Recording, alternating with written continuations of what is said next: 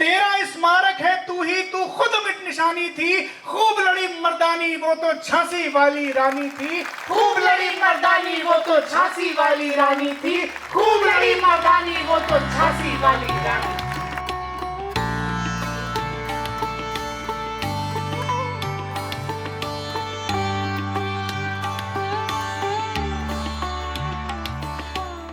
कभी भूले से भी अब याद भी आती नहीं जिनकी, कभी भूले से भी अब याद भी आती नहीं जिनकी, वही किस्से ज़माने को सुनाना चाहते हैं हम। तो ये किस्सा गोई अब तो बहुत साल हो गए करते हुए, लेकिन एक ख्वाहिश हमेशा से रही कि जो मेरा अपना शहर है, मेरा महबूब शहर, मेरा घर लखनऊ, उस शहर में, उसकी गलियों में, उसके चौराहों पर, उसके नुक्कड़ पर, उस शहर के बीचों बीच, आवाम के बीच में जाकर कहानियां सुनाई जाएं।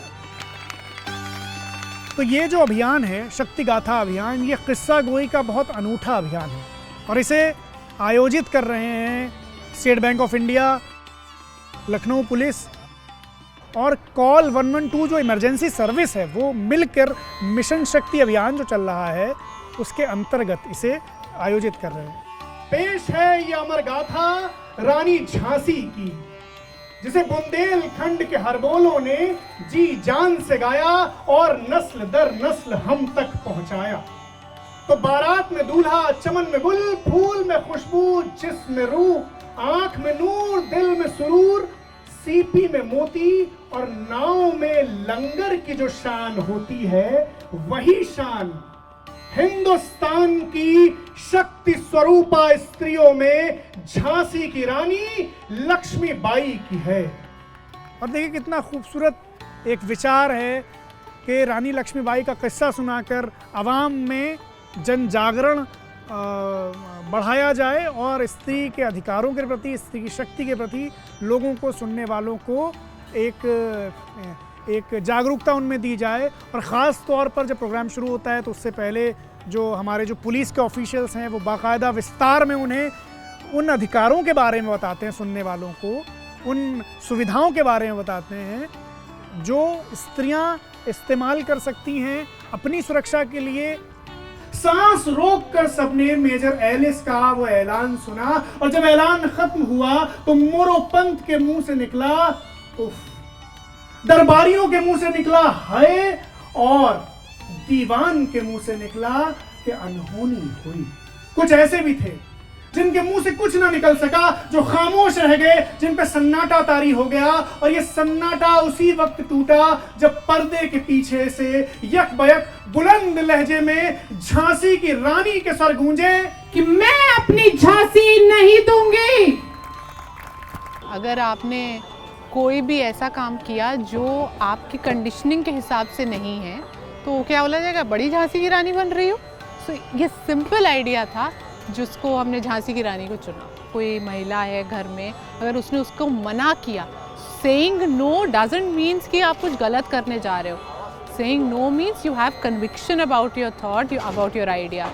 और जैसे ही अंग्रेज फौज तोपों की मार के अंदर आई, इन्होंने भीषण गोलाबारी की, ऐसे ऐसे जोर दिखाए कि अंग्रेजी सेना बिछ गई, तोपखाना बर्बाद हुआ और तोपखाने के पीछे की जो फौज थी वो उल्टे पैर भागी। आप रानी के किस्से को सुनिए, आप उसमें पाएंगे कि वो एक 23 साल की लड़की थी जिसने अपने पति को खो दिया, बच्चा भी उसका खुद का नहीं था, उसके पास कोई संसाधन नहीं थे, लेकिन फिर भी वो इतनी बहादुरी से लड़ी और उसने अपनी मानसिक स्थिति को इतना अच्छा रखा कि उसने अंग्रेजी फौज के छक्के छुड़ाए। यूरोज ने दूरबीन लगाई और सामने जो मंजर देखा तो घबरा गया, उसे यकीन ही नहीं हुआ कि वो क्या देख रहा है। पास खड़े जनरल स्टुअर्ट से बोला कि ये मैं क्या देख रहा हूँ, औरतें तोप चला रही, जंग के बीच खाना पानी धो रही।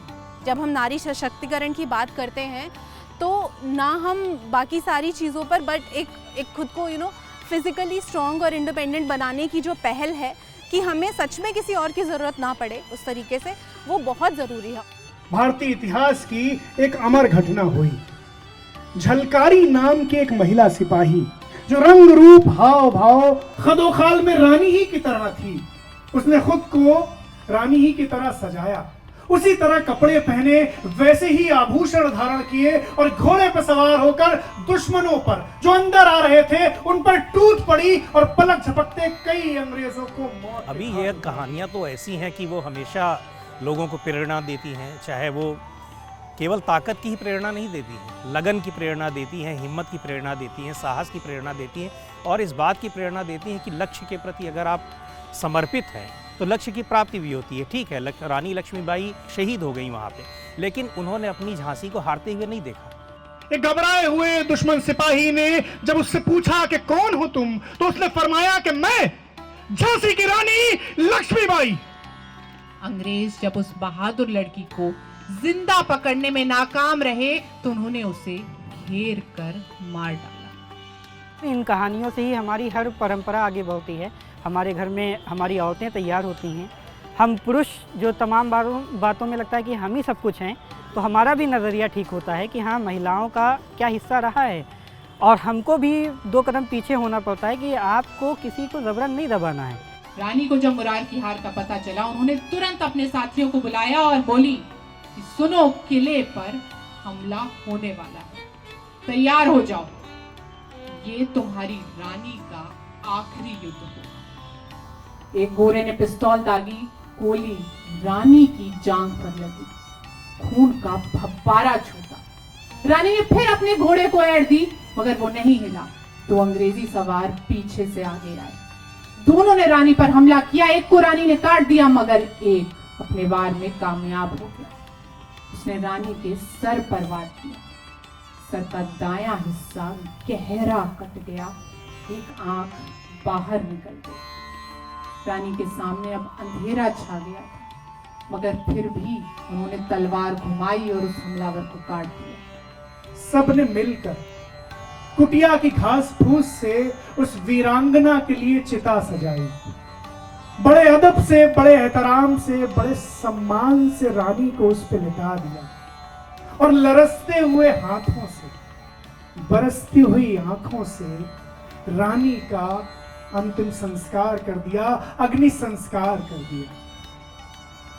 मगर हिंदुस्तान के इतिहास पर खून की उन बूंदों ने जो इतिहास लिख दिया था वो अमर रहा। जाओ रानी, जाओ रानी, याद रखेंगे ये कृतज्ञ भारतवासी, ये तेरा बलिदान जगावेगा स्वतंत्रता अविनाशी। चुप होवे इतिहास, लगे सच्चाई को चाहे फांसी, हो मदमाती विजय, मिटा दे गोलों से चाहे झांसी। जाओ रानी, याद रखेंगे ये कृतज्ञ भारतवासी, ये तेरा बलिदान जगावेगा स्वतंत्रता अविनाशी। चुप होवे इतिहास, लगे सच्चाई को चाहे फांसी, हो मदमाती विजय, मिटा दे गोलों से चाहे झांसी। तेरा स्मारक है तू ही, तू खुद अमिट निशानी थी, तेरा स्मारक है तू ही, तू खुद अमिट निशानी थी। खूब लड़ी मर्दानी वो तो झांसी वाली रानी थी, खूब लड़ी मर्दानी वो तो झांसी वाली रानी थी, खूब लड़ी मर्दानी वो तो झांसी वाली रानी थी।